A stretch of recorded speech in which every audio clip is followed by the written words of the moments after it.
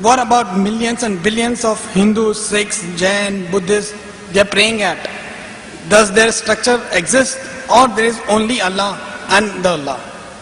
Thank you. The brother asked a very important question.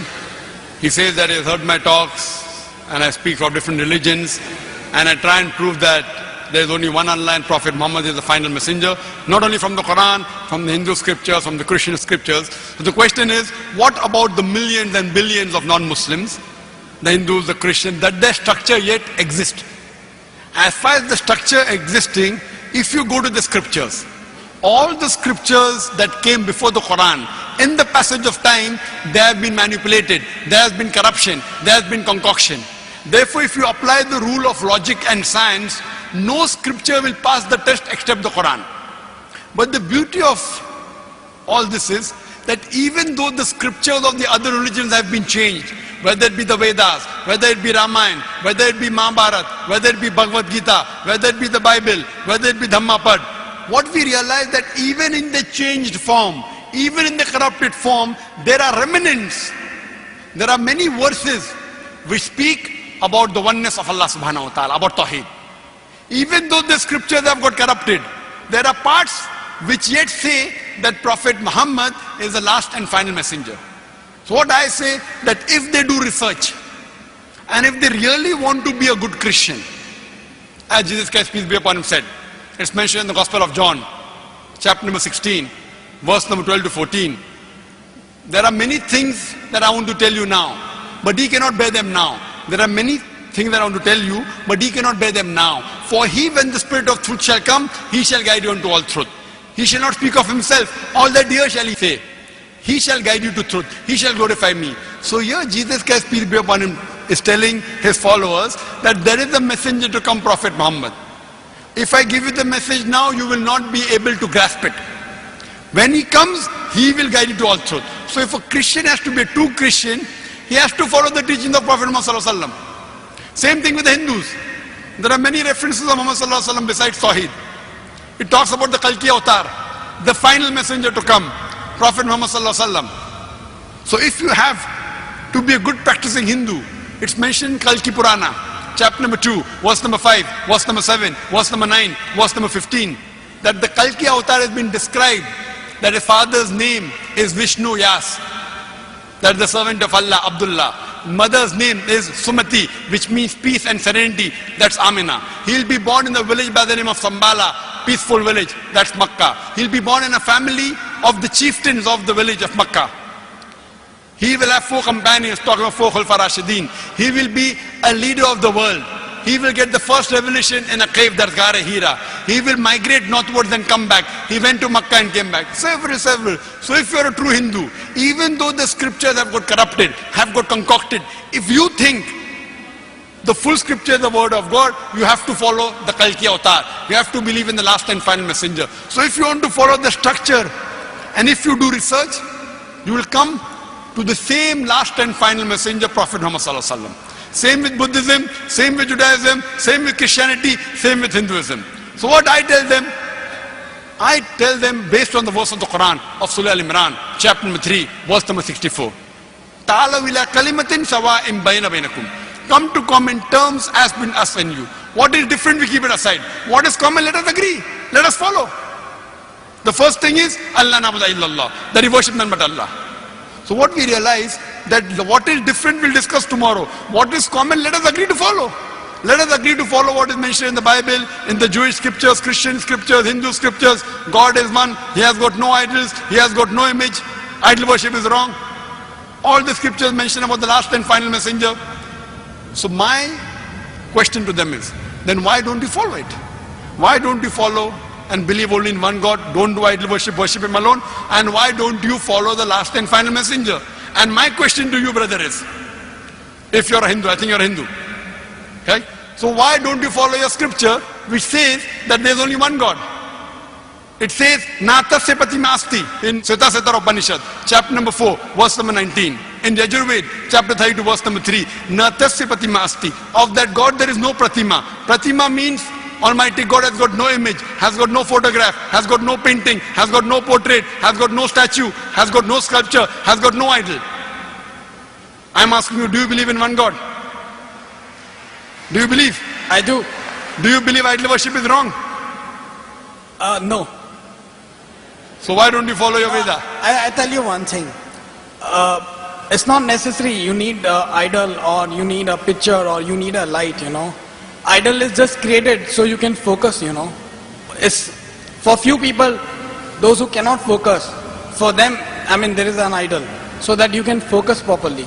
Correct. This is what is said to me by the Pandits. They tell me, Dr. Zakir Naik, we have read the scripture, we agree with you totally. Idol worship is wrong.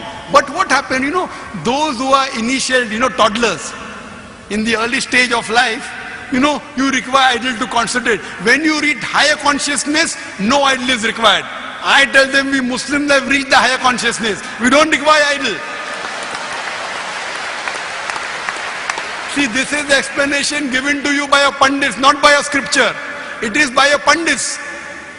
It is like telling, you know, I tell them, isn't it mentioned idol worship is wrong? He says, we know. It is like my son, you know, when he goes to second standard, he tells, see, the basics of maths is 2 plus 2 is 4. If my son, I say, son, 2 plus 2 is 5. You continue reading that. When you reach standard 10th, I will tell you 2 plus 2 is 4. I'll be the biggest fool. 2 plus 2 is equal to 4 is the basic equation of maths. God has got no idol, is the basic thing of God. How can you teach the basics wrong in the lower classes and higher classes? This is told to you by your Pandits and your scholars, not by your scripture. So I'm asking you, do you want to follow your scripture or do you want to follow your Pandit? I want to follow my scripture. Correct. So scripture says, Almighty God has got no image, has got no idol. Do you yet believe in idol worship? No. Fine. So you used to believe, now you have stopped. Excuse me.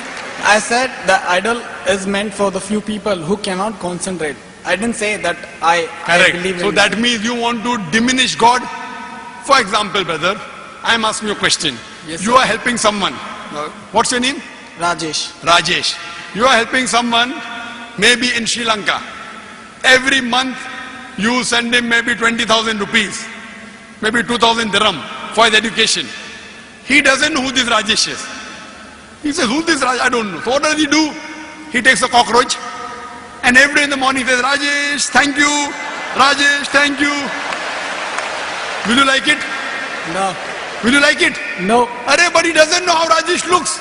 So he's making a cockroach out of Rajesh. You will tell him, if you don't know how I look, at least take my name, it is sufficient. Why are you making a cockroach out of me? Look, God is so powerful, you want to make God into that small idol. If the idol falls, the idol breaks. The idol can't help himself, what will the idol help you? So what we say, don't belittle God, don't abuse God. If you don't know how he looks, only take his name. Why do you have to insult God? If he only says, Rajesh, thank you without making a cockroach, you will be more happy. And compared to you and us, we are human beings. God is, you cannot compare God. You cannot say he's million times more powerful. He is unlimited. You cannot compare God and human being. So how can you make God into an image and restrict the image of God? You know, restrict him to an idol. It's insulting God. So that's the reason, that's what the scriptures say. That he has got no pratima. You can give him attributes, but don't give him an image. Hindu scripture says that, Christian scripture says that, Quran says that. So now do you agree that even for concentration, making idol of God is wrong? Could be. Could be, not yet sure. Not yet sure, huh? Your scripture says don't make, your Pandit says make. So do you want to follow your Pandit or your scripture? The scriptures. And I'm giving you reference, I'm quoting in Sanskrit. If you don't know Sanskrit, go in the dictionary, open a dictionary, Pratima, you ask your Pandit. You know, there's a person, joker looking person wearing a cap and a coat and a tie. He is quoting scripture, is it right? If you can't find the book, you can go to our center in Bombay IRF. We have all these scriptures. So I'm trying to get you closer to your scripture. So now are you convinced that idol worship is wrong? See, my question was, what about millions and billions of people who are following Hinduism and Jainism, Brother, Buddhism. millions of Does billions. that exist or not? Okay, I agree with your thing. We should not do idol worship. But my question is, I mean, what about millions and billions? They have sentiments. They follow so much. So does that structure exist or it doesn't The exist? structure exists, but it is wrong structure. The structure what So they you mean to say everybody should follow Allah? And Not everybody Allah. converts to Islam? everyone should follow the Creator. See, But then, do why not you say mention Allah. only Allah? Why can't we Because- say God? Why can't we preach very- more about peace, love, Very- humanity? Very good. Why don't Rather I, than we talk about Hinduism. why don't I say God? I'll come to it. We'll come one by one. One question at a time, no problem. My plane is early in the morning, so I can stay. Why not call God? You know why? Because God can be played around with. You know, Allah cannot be played. If you add S to God, it becomes God's. There's nothing like plural Allah. Qul huwallahu ahad. Says Allah one and only. If I add DESS to God, it becomes goddess, female God.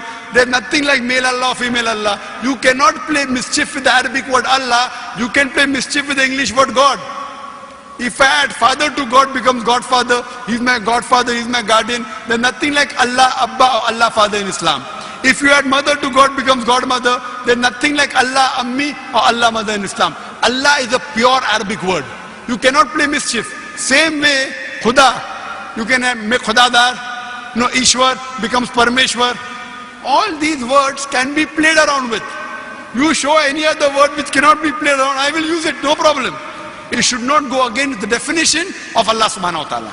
I am saying in Arabic, but when I speak to non-Muslims, I sometimes use God. Knowing very well that God is not the appropriate translation of Allah. But while translating even in Shahada, I am using the word God. Knowing very well it is not the correct definition. You are talking about, what about the millions and billions of people? Do they have the structure right? Brother, millions will come later on. I am bothered about you first. I am bothered about Rajesh. The million people, God will tell me when you met Rajesh. Why didn't you speak to Rajesh? Million people will come to later on. Whether right or wrong. Fine. I am asking you, brother. I am bothered about you. I am concerned about you because I love you. Thank you, thank you. So I love you, therefore I am asking, are you convinced that idol worship is wrong? Yeah, I did say yes. Yes, very good. Are you convinced that the last and final messenger is Prophet Muhammad, peace be upon him? According to your scripture. See, I don't have much knowledge, you know. Whatever, I mean, I listen more to you. I've read about your books. You listen more to me than your scriptures. No. I've read many scholars. I hear them, their cassettes, their videos. So I'm a little confused, you know. Like, I don't know whom to believe, whom not to believe. But I mean, there are millions and billions of people, you know. So I don't know whether, I mean, see, I'm born in Hindu family. So it's very difficult to, you know, to transform or to convert or to change. But I was just confused, you know, because you always have seen that with examples of Gita and our books, you try to prove that there is Allah and there is Prophet Muhammad, peace be upon him. So I was just confused. What about us then? What we are praying at? Are we praying wrong way or what? Or we just have to, you know, like follow you, what you say? Don't follow what I am saying, follow what God is saying. In your scripture, there is something like Danda Namaskar, you know. There's something like Shashtang. You know Shashtang? Shashtang in Sanskrit means 8 parts of the body. So the right way to pray in Hinduism is touching the 8 parts of your body. You know, in Islam, our beloved Prophet ﷺ said that when you do sujood, you touch your forehead, you touch your nose, you touch your 2 hands, your 2 knees and the 2 ball of the feet. 8 parts. In your Hindu scripture also, the real way to pray is Shashtang, touching the 8 parts of your body. Don't get confused. I am giving you from your scripture. I want to remove your confusion. I am asking, when your pandits speak, tell them, go and check up. Don't just follow me blindly. You say you listen to my speeches, you feel the speeches are logical. So when it is logical, when you go to school teacher tells you 2 plus 2 is 4, she convinces you agree. So sir, when both the books are saying same, both the religions are saying the same. So why can't we speak about peace and love rather than talking about one religion? That's what I'm talking about, peace. The peace and love says that follow one God who is your creator. If you want to get peace, you can only get peace by following the commandments of one creator. Though the religious books are different, what I'm trying to point out the commonalities. I'm not criticizing Hinduism, I'm not criticizing Christianity. I can give a bigger speech of differences between Hindu scriptures and Islamic scriptures. I can give a bigger talk and a longer speech on differences between Bible and Quran. But my aim is not to spread enmity, my aim is to spread peace. So because my aim is to spread peace, I am taking the commonalities and telling you the common point of both these religions, both these scriptures is believing in one God. I am trying to spread peace. That is the reason you find Islam means peace acquired by submitting your will to God. The ultimate peace is not only no war. No war, no fighting is only temporary peace. The ultimate peace is peace of mind, peace at heart, and peace in the next life. What I'm trying to propagate is not only peace in this world, peace in the next life. That's the reason I'm trying to get all the different human beings and telling them, do little research, spend little time, try and understand who our creator is, try and submit your will to this creator. What I request you to do is submit your will to Almighty God. Follow the instructions of the last and final messenger, and then inshallah you'll get total peace. Thank you. Hope that answers the question.